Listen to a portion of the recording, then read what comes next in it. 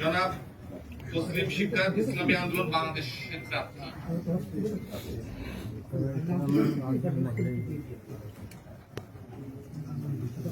জনাব তসলিম শিকদারকে বাংলাদেশ ব্যাংক কর্তৃপক্ষ ঋণ খেলাপি মুক্ত ঘোষণা করেছেন, মামলা মোকদ্দমা নাই।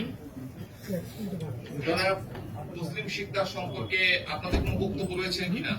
আপনারা জনাব তসলিম শিকদার সম্পর্কে কোনো বক্তব্য পেশ করতে চান কিনা, উত্থাপন করতে চান কিনা?